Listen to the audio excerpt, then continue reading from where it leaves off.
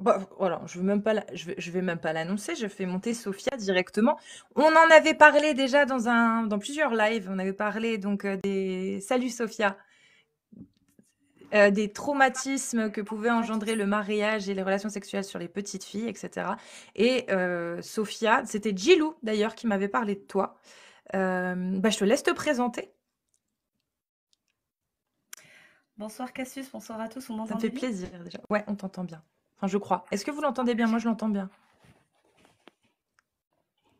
Je pense que ça. Vas-y, Est-ce- parle. Oui, vous m'entendez bien en bas? Oui, c'est bon. Parfait. Ok, ok. Donc Dilou m'avait demandé de venir justement dans ton live. Bon, je rentre souvent dans tes lives, je suis d'ailleurs abonnée à ton compte. Et j'avoue que le travail que tu fais est assez impressionnant. Très Merci. très impressionnant. T'en as appris beaucoup en très très peu de temps. En fait, je m'appelle Sophia, je suis algérienne. Je vis 90% du temps en Algérie. Je suis activiste, on va dire, et pas militante, plutôt activiste un petit peu sur le terrain pour les droits de la femme, pour les droits humains d'une manière générale, mais en particulier pour les droits de la femme et la protection de l'enfance. Et j'ai eu des cas, évidemment, à traiter. Je travaille beaucoup sur la protection de l'enfance et sur les aspects juridiques qui entourent justement la protection de l'enfance. J'étais un peu dans le mouvement associatif, mais je me suis retirée un peu du mouvement associatif qui est, il faut le savoir, gangréné par l'idéologie islamiste. C'est-à-dire que faut comprendre le contexte un petit peu algérien. Hein, c'est que pendant les années 2000, enfin début des années 2000, post-décennie noire, que vous connaissez tous, donc après les années 90, les années meurtrières 90 qu'on a vécues en Algérie, y a certains secteurs qui ont été cédés aux islamistes, dits modérés, c'est-à-dire les Ikhwan, les fréristes, notamment le secteur éducatif, le secteur de l'enseignement supérieur, mais aussi le mouvement associatif et tout ce qui touche à la société civile. Donc du coup, beaucoup d'associations sont fortement idéologisées. Et sinon, vous avez aussi des associations qui ont des accointances avec le régime algérien. Donc du coup, nous sommes un groupe d'activistes à travers tout le territoire national, mais nous sommes un petit peu des électrons libres. On se retrouve parfois, on travaille ensemble, y a une coordination qui s'est créée. On travaille beaucoup aussi avec les organismes, les organisations non gouvernementales pour avoir des chiffres, parce que nous n'avons pas beaucoup de chiffres officiels, notamment en ce qui concerne le mariage des enfants, le mariage des petites filles en Algérie.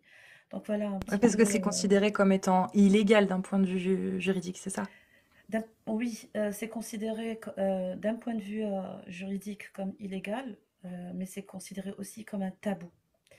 Et vous allez comprendre pourquoi. Je vais essayer de vous parler un petit peu du contexte algérien et d'en faire profiter justement nos amis qui sont présents des autres pays, mais aussi en France, parce que beaucoup de Français musulmans ne connaissent pas le contexte algérien ou marocain ou mauritanien ou africain d'une manière générale. La Tunisie, c'est un peu un cas particulier. Mais je pense que l'Algérie Excuse-moi, et le Maroc, 2 nous petites avons un peu secondes, le même lien. Sophia. Je suis désolée, Je mais t'en prie, apparemment, il y a Cassius. des gens qui disent qu'ils t'entendent pas très très bien. Est-ce que tu penses que tu pourrais peut-être te rapprocher de ton micro? Ah, je vais C'est- essayer de parler un petit peu plus fort. Là, ça va mieux?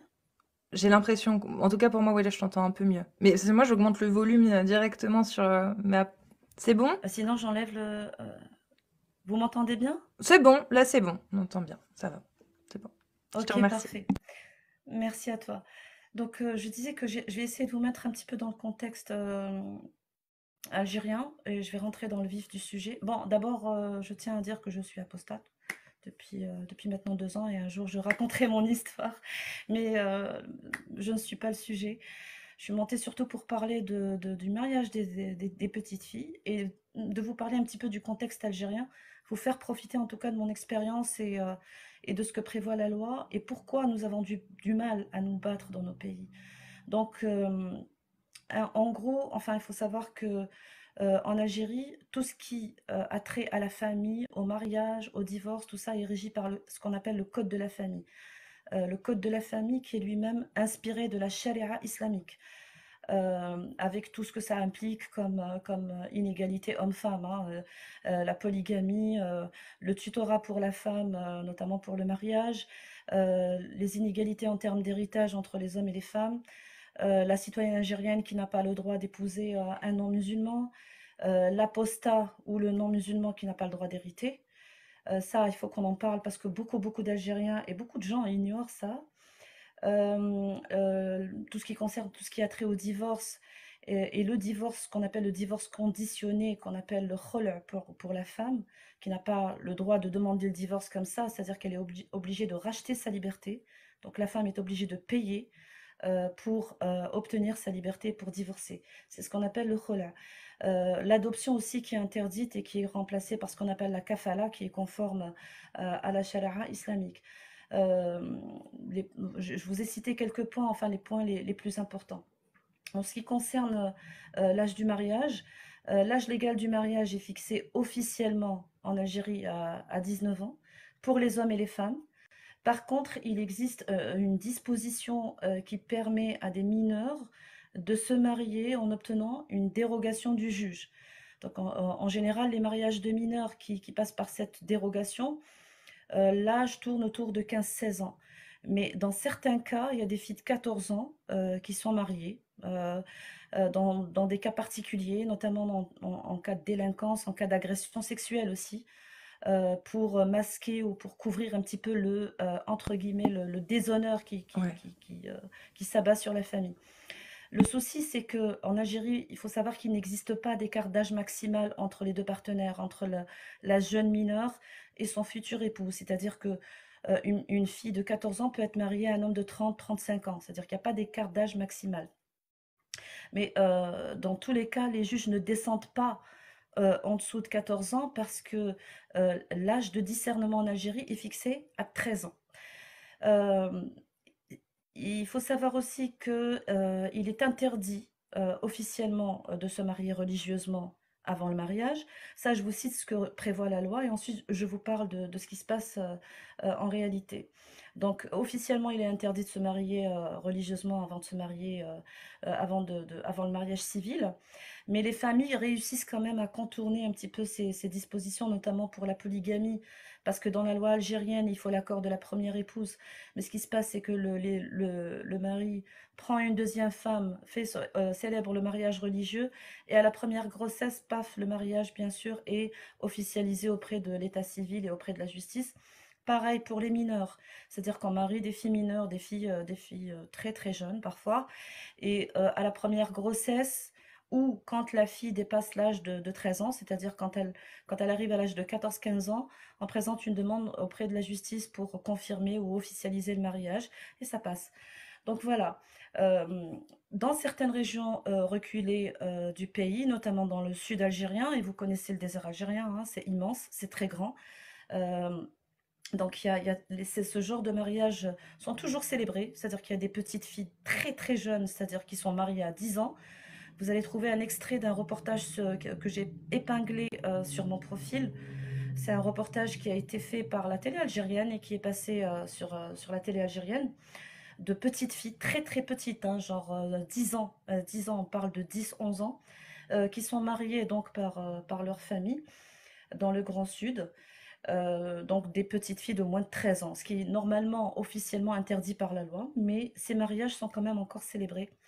Et comme je le disais, donc à la première grossesse en général, ou lorsque la petite atteint l'âge de 14-15 ans, le mari présente ce qu'on appelle en arabe itbet zawaj urfi, qu'on pourrait traduire par officialisation d'un mariage coutumier, donc auprès du juge. Quand elle tombe Et enceinte. ça, voilà, soit Ok. quand elle tombe enceinte, ou alors quand elle dépasse l'âge de 13 ans. 13 ans, Voilà, ok.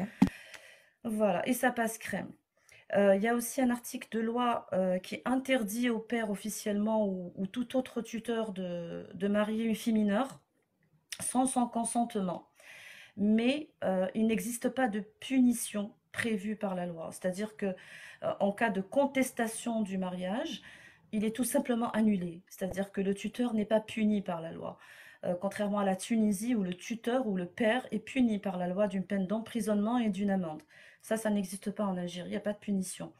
Le problème avec cet article de loi, c'est qui peut sembler d'ailleurs assez positif, hein, que le mariage forcé soit interdit, sauf qu'on parle de consentement. Et on parle de mariage de mineurs sans leur consentement. Et qui dit consentement dit en âge de consentir à un mariage. À savoir, cela suppose que la fille a plus de 13 ans. Euh, Sauf qu'il n'y a rien pour les petites filles. C'est-à-dire qu'à aucun moment on ne parle de petites filles. Parce que les petites filles, il n'existe pas de consentement pour les petites filles, comme on le sait d'ailleurs dans la charia islamique, et y compris aussi dans la loi. Donc du coup, cette espèce d'opacité et cette espèce de vide juridique ouvre la voie à toutes sortes de dérives. Je ne sais pas si vous arrivez à comprendre. C'est-à-dire que vous avez des articles de loi qui vous paraissent comme ça, très protecteurs vis-à-vis des petites filles, mais par contre, il y a des vides, et il y a une telle opacité que bien sûr, ça ouvre la voie à toutes sortes de dérives. Et c'est ce qui permet d'ailleurs à certaines familles de marier leur petite fille très très très jeune et à un âge très très précoce. Je vais en arriver donc au cas dont je voulais parler, Cassius. Tu as une question, J'avais une Cassius? question. Vas-y. Comment on peut interdire quelque chose sans prévoir de sanctions, en fait? C'est ça, moi, qui me... Justement, justement. Quand Ok. on interdit sans prévoir de sanctions, ça ne sert Ça absolument à sert à rien. rien. Ça revient à ne rien faire. Ok. Absolument. Absolument, on est d'accord. Un des cas que j'ai eu à traiter, c'est le cas d'une petite fille qui a été mariée donc à l'âge de 12 ans à un homme de près de 40 ans. Elle s'est retrouvée enceinte et elle a réussi à s'enfuir. En fait, elle a quitté sa région avec l'aide de quelqu'un, une âme charitable, on va dire. Elle s'est enfuie, c'est-à-dire qu'elle a fui son mari, mais elle a aussi fui sa famille. Elle était enceinte de 6 mois quand elle est arrivée dans une grande ville. Elle faisait une grosse hémorragie suite à une rupture utérine. C'est un cas extrêmement douloureux qui s'est mal fini, malheureusement.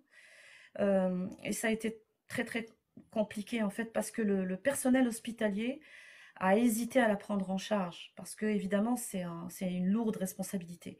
Elle n'avait pas de papier, donc pas de mari, pas de livret de famille, et elle était mineure et très jeune.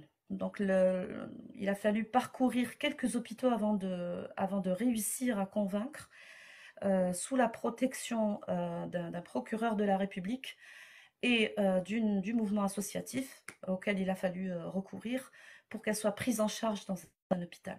Donc ça a été très très compliqué.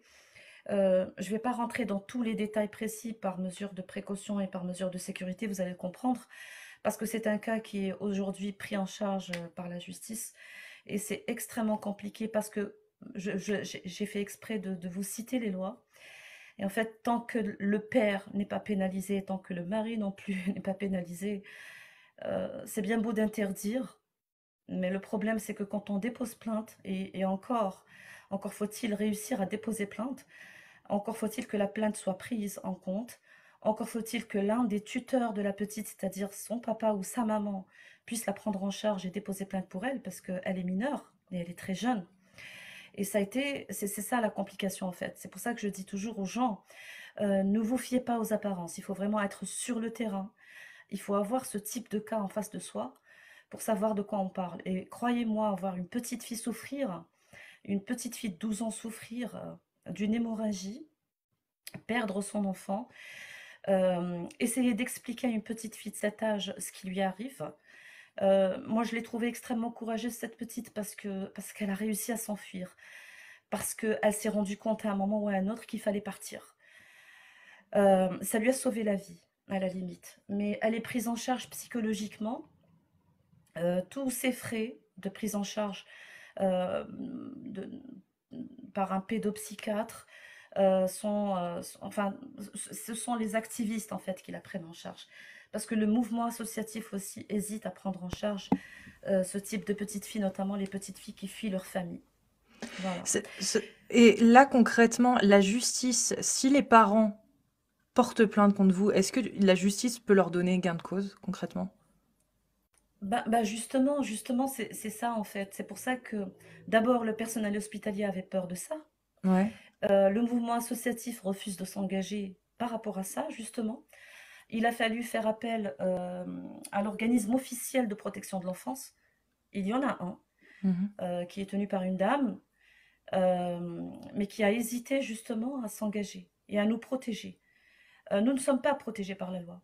Nous ne sommes absolument pas protégés par la loi. C'est-à-dire qu'au lieu de prendre en charge cette petite juridiquement, au lieu que la justice protège cette petite, c'est nous qui risquons c'est nous qui prenons des risques en Oui. réalité. C'est pour ça que je ne veux pas donner plus de détails pour ne pas qu'on arrive à situer cet enfant qui est sous notre protection. Le problème, c'est que cette petite a réussi à partir et à rejoindre une grande ville. Le problème, c'est que euh, comme ces mariages sont célébrés dans des contrées parfois très reculées du pays, le sud, c'est immense, notamment. Euh, et le premier hôpital, ou l'hôpital le plus proche, se trouve parfois à genre 300-400 km.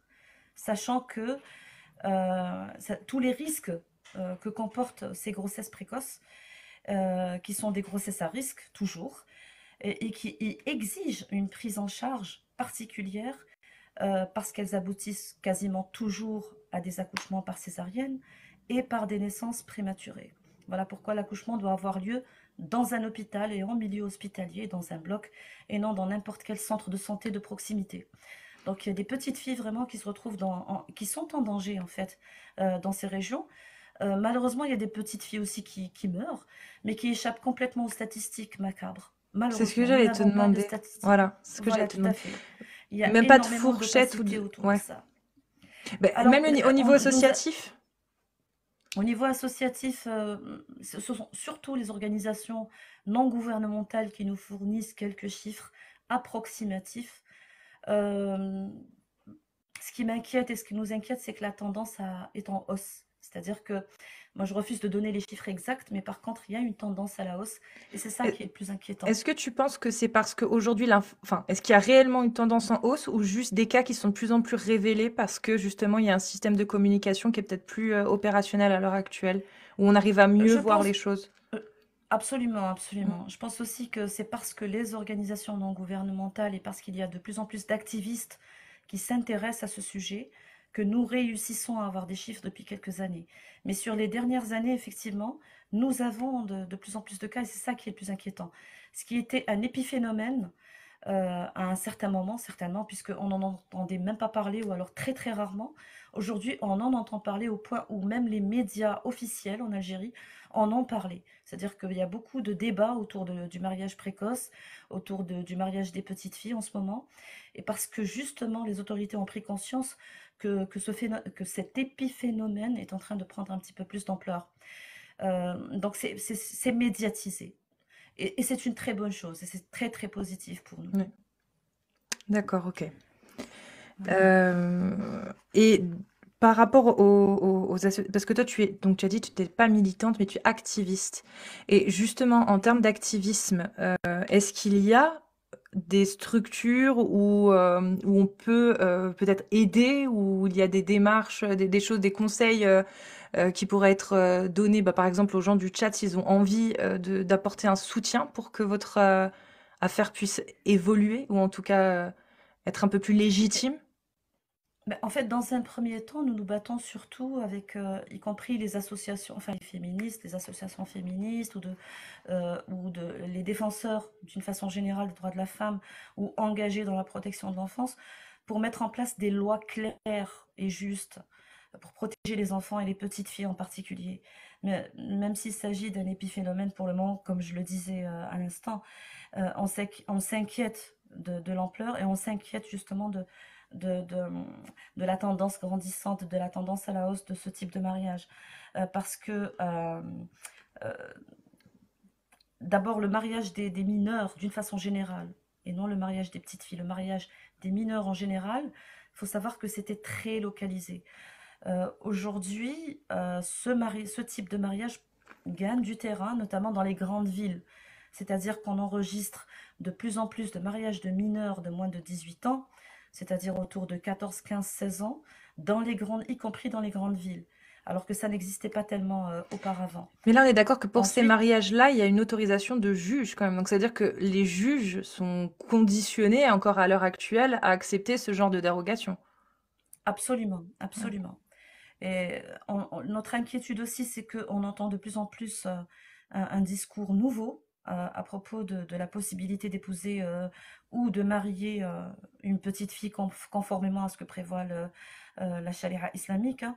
Euh, parce que le salafisme en Algérie est en train de gagner du terrain, en particulier auprès de la jeunesse. Il y a une tendance grandissante vers la lecture, une lecture authentique et rigoriste des textes et des préceptes religieux. Et nous sommes nombreux justement à craindre pour l'avenir de l'Algérie. Voilà pourquoi on se bat non seulement pour l'instauration dans un premier temps, et je demande à toutes les personnes qui peuvent s'engager par rapport à ça, pour l'instauration d'articles de loi plus pénalisants à l'égard des tuteurs, c'est-à-dire à l'égard du père et à l'égard de tout tuteur des petites filles, et aussi à l'égard des potentiels maris. Nous demandons aussi un âge minimum, à ce qu'un âge minimum du mariage soit instauré. Nous demandons également à ce qu'un écart maximal de 5 ans soit fixé entre les partenaires, la mineure et son partenaire, son futur mari. En attendant justement la suppression de l'article 2 de la Constitution, c'est-à-dire l'islam religion d'État, et la suppression de la charia islamique et de la coutume, qui sont source de loi en Algérie.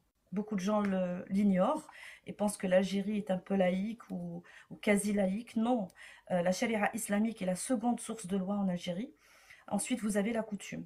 Donc, en attendant la suppression donc, de l'article 2 de la Constitution et de la charia islamique et de la coutume des sources de loi dans la législation algérienne, nous demandons au moins à ce que des articles de loi clairs soient instaurés en Algérie pour protéger les petites filles. Voilà. Ok. Et est-ce qu'il y a des associations françaises qui marchent en partenariat avec vous? Pour le moment, non. Non, non, non. Non, Et ce serait ce quelque sont chose qui pourrait ouais. être faisable, tu penses, ou alors ça ne servirait à rien, concrètement? Euh, Très honnêtement, moi, à titre personnel, hein, moi, je vais te donner mon sentiment personnel. Je préférais que Ouais. ça reste un combat algéro-algérien. Très Ok. honnêtement. Pour le Ouais. moment, en tous les cas. Pour l'instant, oui. Non, mais je comprends, Ouais. je comprends. C'est pour ça que j'ai posé la question parce que oui, effectivement. Après, là, votre cheminement là pour arriver à ça, en fait, c'est quoi? C'est essayer parce que tu m'as dit qu'il y avait c'est un préfet, non, c'est pas un préfet, c'est quelqu'un qui est qui a mis la petite fille sous sa protection. J'ai oublié. Tu avais dit Un un. tuteur. Un tuteur. Oui, mais là, tu m'avais dit que c'était quelqu'un. Juste avant, tu m'as dit que c'était quelqu'un. Ah, par rapport au cas que je Oui, traite. j'ai oublié. C'est pas un préfet, c'est un. J'ai oublié. Ah, Le tu parles procureur. C'était pas le procureur ou quelqu'un qui le, avait. le procureur a donné son autorisation pour que la petite soit Ouais. prise en charge, d'abord à l'hôpital. Voilà. Puisque Mais là, aujourd'hui, le procureur, vous avez encore son soutien pour ce qui est de protéger la petite fille après? nous n'avons pas encore eu recours au procureur de ce D'accord. côté-là. Mais par Ok. contre, l'affaire est en justice, effectivement. D'accord. Et la petite a pu être prise en charge. Par un tuteur ou pas du tout? Pas du tout. Pas du tout. Donc ça veut dire que là, cette petite fille, comme plein d'autres finalement, enfin comme d'autres en tout cas, euh, peut très bien retourner dans sa famille et vers son mari en fait, si il décide de Absolument. venir la chercher. Oui, tout à fait. Mm. Tout à fait. Ce qu'il faut savoir aussi, c'est que très souvent, dans ces contrées lointaines, malheureusement, nous qui vivons dans les grandes villes, nous avons tendance à oublier ces contrées lointaines, que ces contrées lointaines font partie de l'Algérie, font partie du territoire algérien, et que ces petites filles sont des Algériennes, sont des citoyennes algériennes qui méritent notre protection. Il y a beaucoup de gens qui sont dans le déni. Certaines petites filles sont remariées tout de suite, c'est-à-dire qu'elles sont répudiées très vite et elles sont remariées tout de suite. Certaines petites filles divorcent et se marient 40 jours après ou 2 mois ou 3 mois après, parfois D'accord. avant la fin de la Idda. Donc, c'est des cas particuliers. Il faut savoir que la société algérienne est une société tribale et qui est soumise à beaucoup de coutumes et beaucoup de traditions. Du coup, vous pouvez trouver des décisions de justice rendues dans le nord du pays qui sont complètement différentes de décisions de justice rendues dans des régions du sud, par Mm. exemple. Donc, la justice s'adapte, en fait, aux coutumes locales et aux traditions locales. Tu vois D'accord, ce que ok. je veux dire? Ouais. Et ça aussi, c'est très compliqué. Et là, votre angle d'attaque, ce serait donc j'ai bien compris que ce serait de pouvoir virer des lois à l'heure actuelle, ou en tout cas faire en sorte que les petites filles soient protégées. M- Mais le plus proche, le combat le plus proche à mener, c'est quoi là concrètement? C'est de manière juridique, c'est de manière associative, c'est du militantisme, de l'activisme. Est-ce qu'il y a une fenêtre d'ouverture sur vraiment le milieu de la justice actuellement pour essayer de rentrer à l'intérieur, ou c'est un peu compliqué là? En fait, les autorités algériennes sont ouvertes au débat. C'est-à-dire D'accord, qu'on sont ok. ouvertes à la oui, oui, pour le Mm. moment, nous arrivons à discuter, nous arrivons à faire arriver nos revendications, aux autorités, et aux législateurs, voilà. Il y a une communication qui s'est établie. Il y a de plus en plus d'activistes, qui mettent en lumière ce type d'épiphénomène, entre parenthèses, qui n'était pas du tout connu du grand public, et de la population, parce que ça n'a jamais été médiatisé, alors que ces derniers temps, on en parle de plus en plus, et ça, c'est déjà énorme pour nous, c'est un point extrêmement positif. Moi, Mm. j'avais envie justement d'apporter mon témoignage pour répondre à un certain de mes ex-coreligionnaires, qui disent que ça n'existe plus, euh, euh, qui ne voient pas plus loin que le bout de leur nez, notamment les musulmans de France ou d'ailleurs, euh, ou ceux aussi qui rêvent de l'instauration de la charia islamique dans nos pays, ou voient en la charia islamique un idéal. Où, moi, j'ai envie de leur dire que la charia ne sera jamais instaurée en Algérie et que nous nous battrons jusqu'au bout, au péril de notre vie. En fait, il faut savoir, tu le sais, Cassius, qu'il y a un article dans le code pénal qui nous interdit de critiquer la religion, qui nous interdit de critiquer sous peine enfin, d'aller en prison, quoi, et Emprisonnement, de ouais. payer une amende. Mm. Voilà. Donc nous prenons des risques, en discutant ces textes religieux, mais nous n'avons pas le choix. Nous sommes obligés de passer par là. Donc j'ai envie de dire à tous les gens, faites de beaux rêves. La charia ne sera jamais instaurée en Algérie. Nous ferons tout pour combattre cette idéologie mortifère qui a tué 250 000 Algériens pendant les années 90. Ça ne se reproduira plus. Et on ne cédera pas. Voilà. Et est-ce que tu as l'impression dans ton entourage, enfin non, plus loin que ton entourage, je dirais même d'un point de vue national, que vous êtes en majorité, que vous êtes majoritaire? Est-ce que tu as ce ressenti? J'ai le ressenti quand même, enfin, j'espère, en tous les cas, j'ai la faiblesse de croire et d'avoir confiance en le bon jugement de mes concitoyens. C'est-à-dire que je sais qu'une majorité d'Algériens est contre ce type de mariage. Tu vois ce que je veux dire?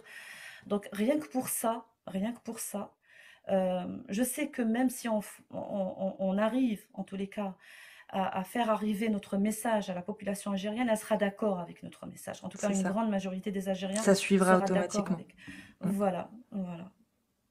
Ok, ok, ok, Sophia. Bah écoute, t'es très courageuse, parce que je pense que ça doit être compliqué, ne serait-ce que de voir ce qui se passe, mais aussi de se battre en sachant pertinemment qu'on risque potentiellement la prison, et pire même, pire, pas d'un point de Ben, vue juridique, mais voilà. absolument. Mm. Mais on ira jusqu'au bout. Bah écoute, en tout cas, tu as tout Inch'Allah. mon soutien, et le soutien de beaucoup de gens, ça j'en doute pas. Je Maintenant, te bon, bah, remercie, je te remercie. Il faut que les gens ouvrent les yeux sur cette idéologie. Et il n'est pas question de laisser une seule petite fille mariée de force par sa famille.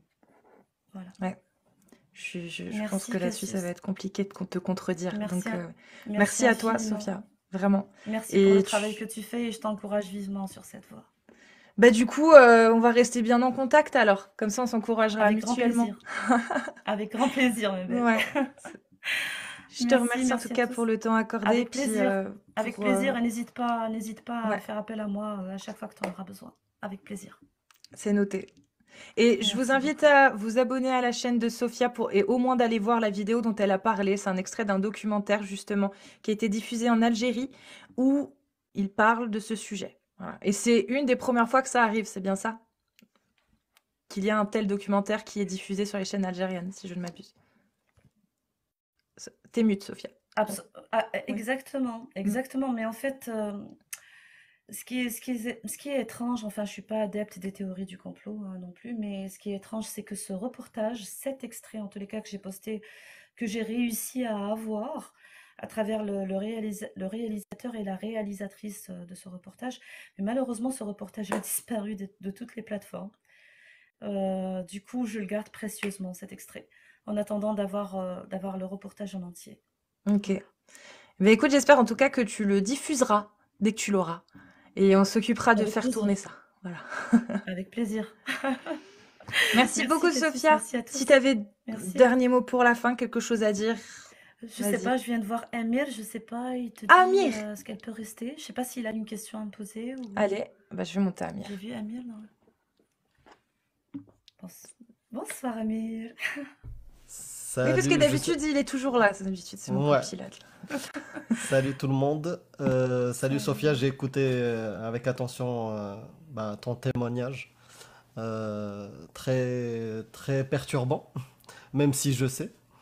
Je voulais te poser une question en fait parce que je m'étais renseigné sur les associations. Il y a un collectif marocain justement qui fait un peu, qui essaye de faire un peu le même travail parce que le code de la famille aussi marocain est touché.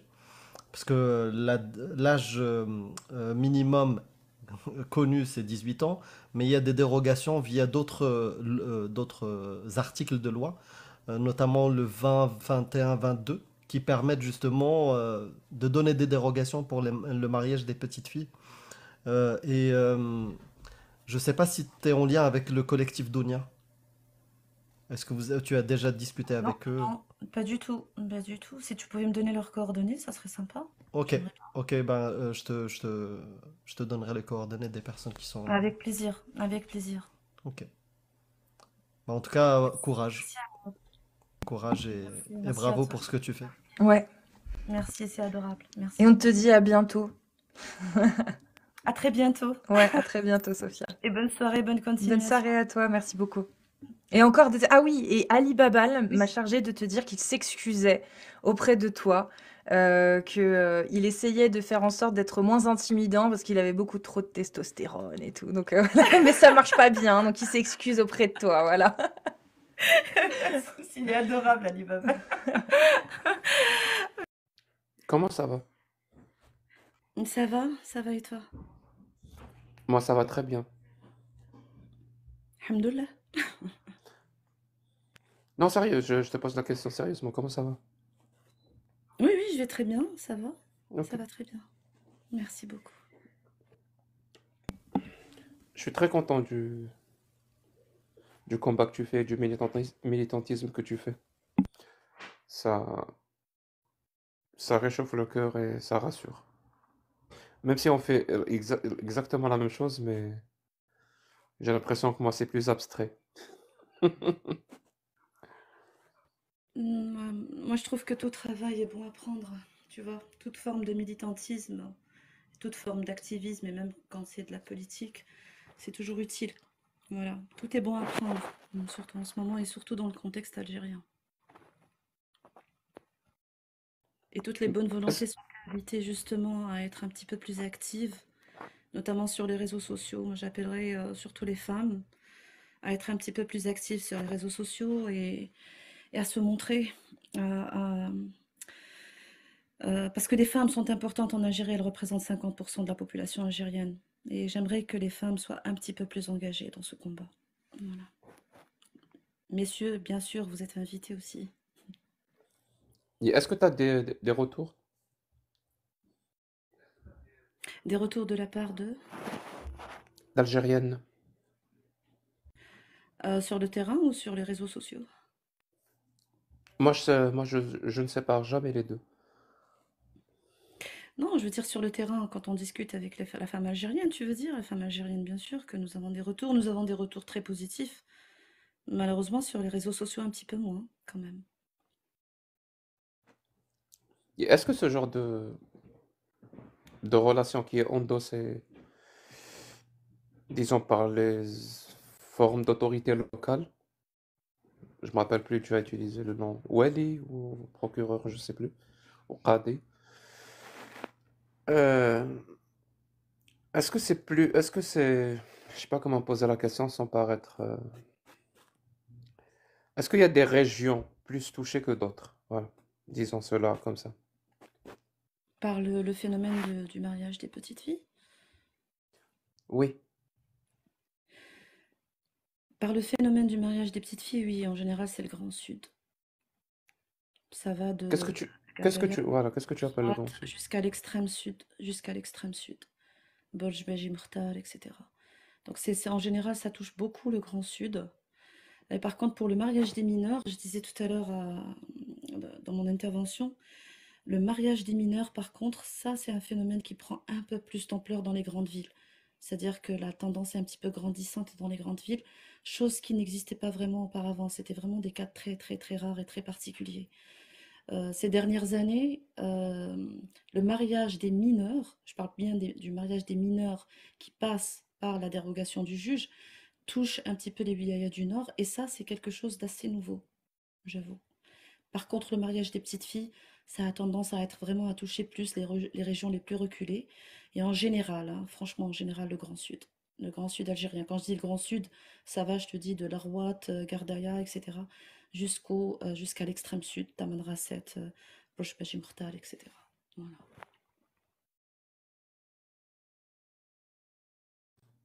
Et quand est-ce que tu penses qu'on pourrait avoir des statistiques fiables? Ben, quand on autorisera les organismes de statistiques privés, parce que pour le moment, tu sais que nous avons l'ONS, c'est-à-dire l'Office national de statistique, qui est l'office officiel de statistique, Oui, oui, euh, celle qui me compte moi comme musulman. Je la connais très bien. celle qui nous compte tous d'ailleurs comme Ouais, musulmans. celle qui nous compte tous comme musulmans. Voilà, donc toutes les statistiques doivent passer par l'Office national de statistique. Le jour où nous aurons des organismes privés, indépendants, je pense que nous aurons plus de chiffres.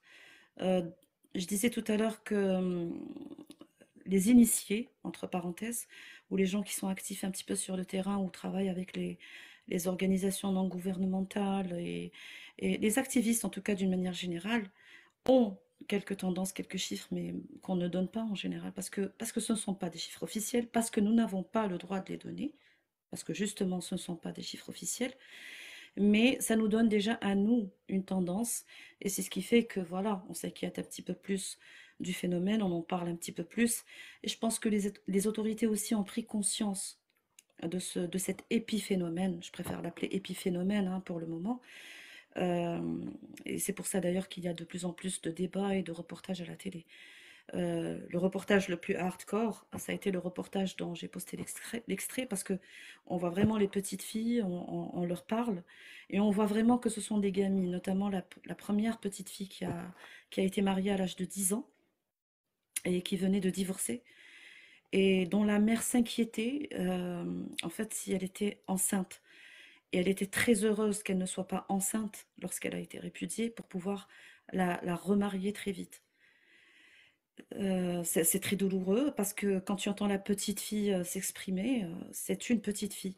C'est-à-dire qu'à un moment, la journaliste lui demande est-ce que tu pouvais sortir quand tu étais avec ton mari? Est-ce que il te laissait jouer? Elle lui disait le kama yakhlinish na'tih pounia. C'est-à-dire s'il ne me laisse pas sortir jouer avec les autres petites filles, ben je vais le taper.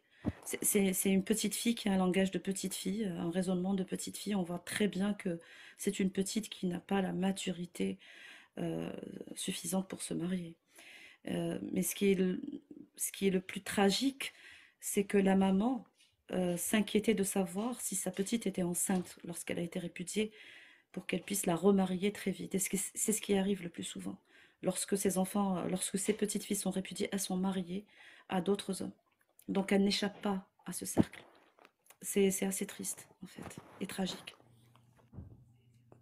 Est-ce que ça a une relation directe et indirecte avec l'islam sunnite pour le coup?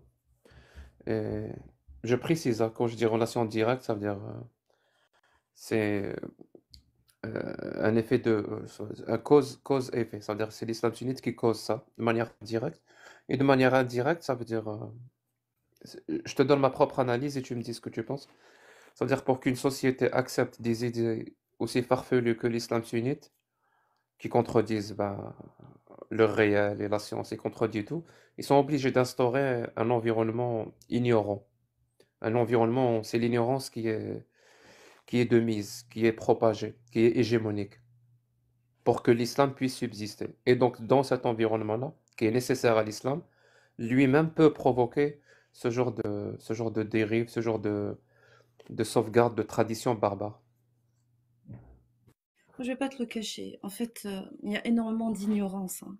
Énormément d'ignorance parce que tu t'en rends compte quand tu en discutes avec les parents. Il y a énormément d'ignorance. Il y a aussi la pauvreté qui est l'un des, l'une des raisons, en tout cas principales, du mariage de ces petites filles. Il y a aussi la peur du déshonneur.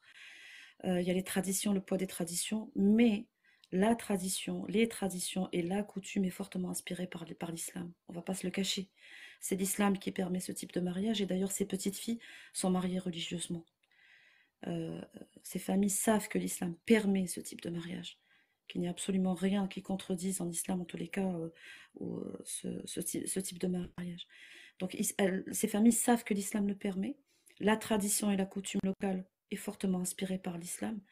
Et donc, voilà, du coup, mais j'avoue qu'il y a énormément d'ignorance aussi. Énormément d'ignorance. Il y a tout un tas de raisons qui poussent certaines familles à marier malheureusement leur fille, leur petite, à un âge très précoce, malheureusement. Merci. Ben, je t'en prie, j'espère que ça répond à ta question. J'ai une question, Sophia. Ça y est. Je peux? Bien sûr. J'ai récupéré à peu C'est- près une connexion, je sais pas combien de temps ça va durer. Et tes idées Ce- aussi. T'as Ouais, récupéré ouais. tes idées. Euh, Quand j'étais marocain et quand je vivais au Maroc, il y avait une tendance dans ma famille, dans mon entourage, à dénigrer, voire mal voir toutes les associations où il y avait des femmes trop émancipées, qui critiquaient, qui demandaient trop de liberté, qui étaient peut-être trop libérales, trop féministes, trop... Je voulais savoir si les membres de ton association sont connus en Algérie et s'ils subissent justement ce type de, tu vois, de comportement ou d'avis ou peut-être voir des insultes ou... Bah écoute, c'est ce qui a fait justement que, en tout cas à titre personnel, je me retire un petit peu de toutes les associations. Et que je refuse justement d'adhérer à n'importe quelle association qui est active sur ce terrain-là. Je disais tout à l'heure que le mouvement associatif était fortement gangréné par l'idéologie islamiste, que certaines associations qui prétendent protéger les femmes ou protéger les enfants en profitent de la détresse de certaines femmes, et notamment des femmes isolées, des mamans isolées, divorcées, tout ça, pour bien les endoctriner. Et ça, je l'ai vu de mes propres yeux. Et je pense que la plupart des féministes, en tout cas, ou la plupart des femmes qui se battent pour le droit de la femme, pour les droits de la femme et pour la protection de l'enfance, le voient et l'ont vu. Et c'est ce qui fait d'ailleurs que aujourd'hui, tu vas trouver plein de militantes à travers le territoire national et plein d'activistes sur le territoire national qui ne sont affiliés à aucune association.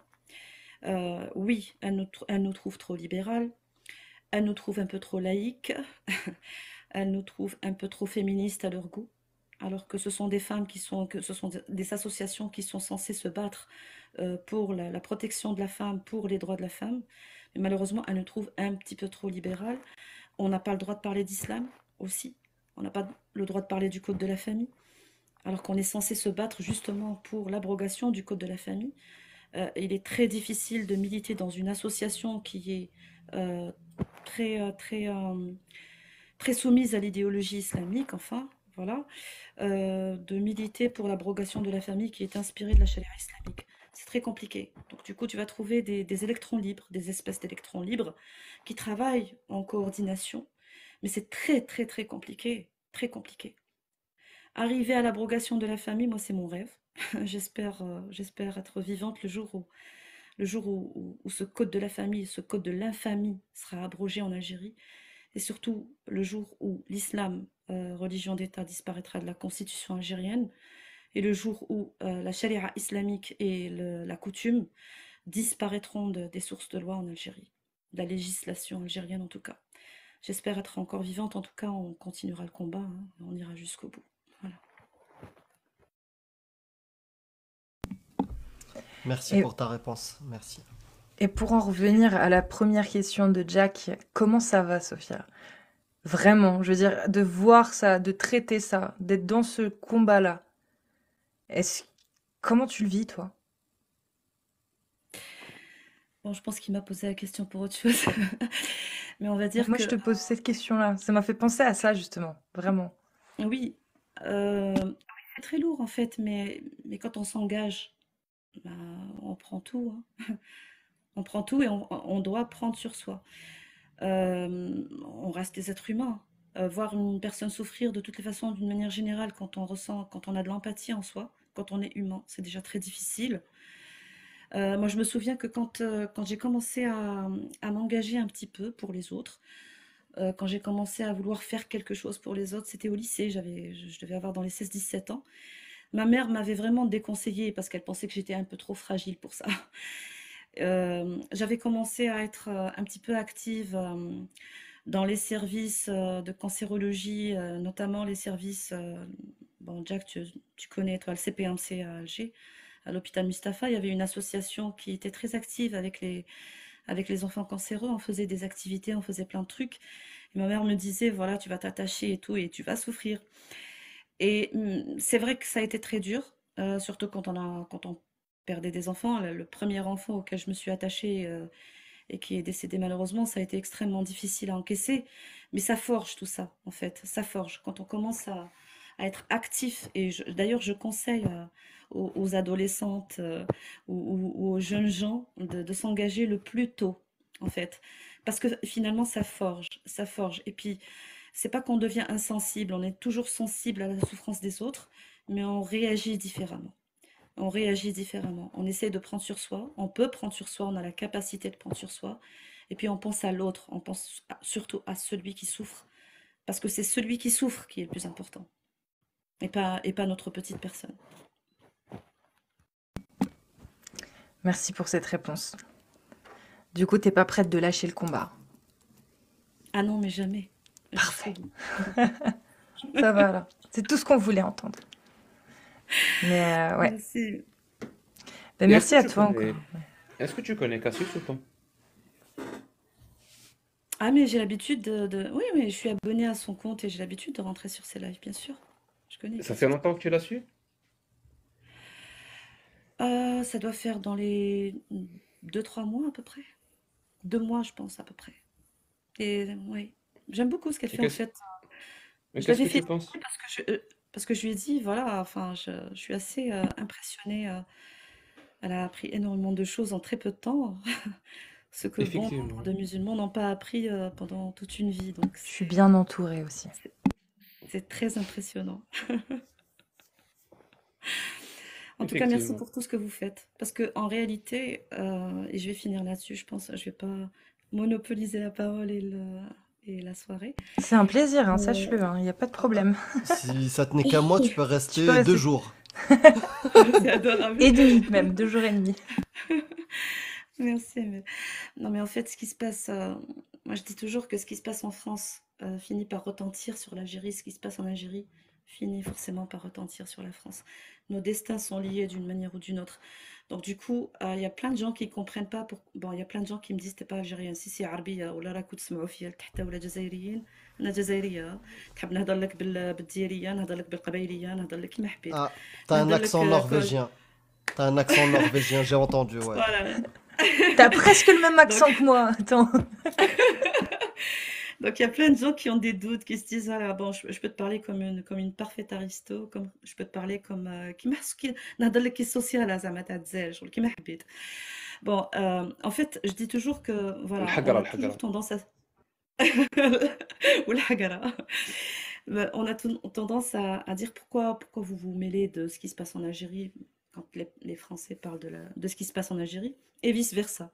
Quand nous, Algériens, nous parlons de la politique française ou nous nous intéressons à la politique française, il y a des gens qui nous disent mais ça vous regarde pas, vous n'y vivez pas. Ce qui est vrai, d'ailleurs, je ne vis pas en France, Mais j'ai des liens très forts avec la France parce que j'ai de la famille en France et ma mère vit en France depuis très très longtemps.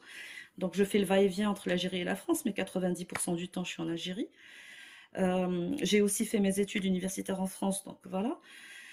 Mais on s'intéresse beaucoup à la politique française, évidemment, parce que ça a un impact sur ce qui se passe en Algérie, et vice-versa. Nos destins sont liés. Nous avons une histoire commune, mais nous avons aussi un destin en commun. Donc, moi, je m'intéresse beaucoup au débat actuel, euh, à l'islamo-gauchisme, et j'en apprends beaucoup dans vos lives. Et voilà, ça m'intéresse énormément parce que, voilà, moi, je pense que ce qui se passe en France ou ce qui va se passer en France aura forcément un impact sur notre pays. Et l'idéologie et l'islamisme qui est en train de prendre de l'ampleur, et ça on le constate, hein, moi je le constate, de toute façon, je vous ai dit, moi je fais le va-et-vient, donc je vois le changement, j'ai vu le changement en France, en particulier sur les 10 dernières années.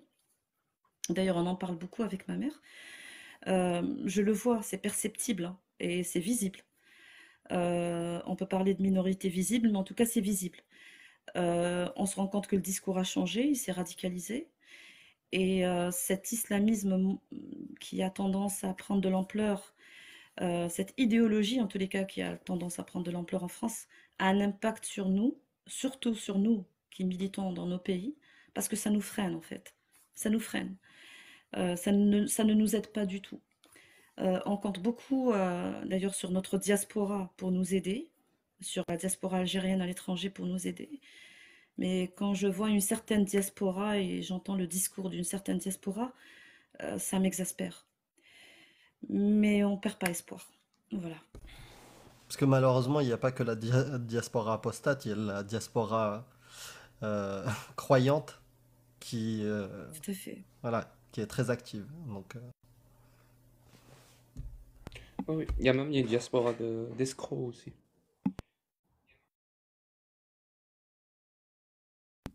La diaspora d'escrocs. No comment.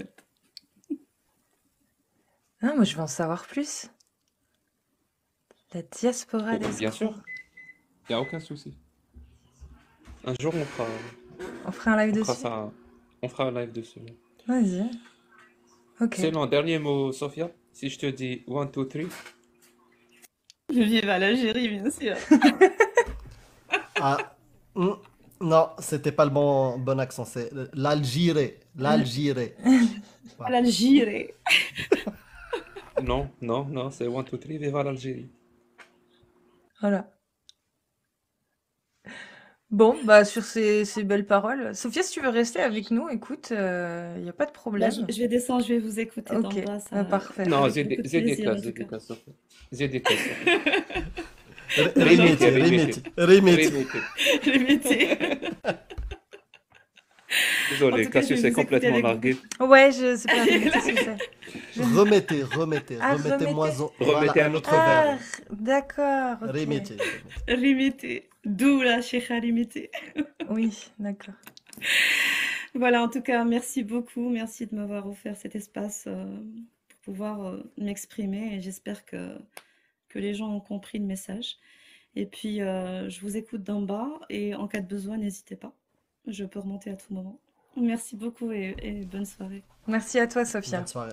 Merci. Plaisir. En tout cas, si tu ouvres un jour, tu installes un jour une association, une ONG pour la protection contre le mariage des petites filles en Algérie, je te conseille de l'appeler Justice pour Aïcha.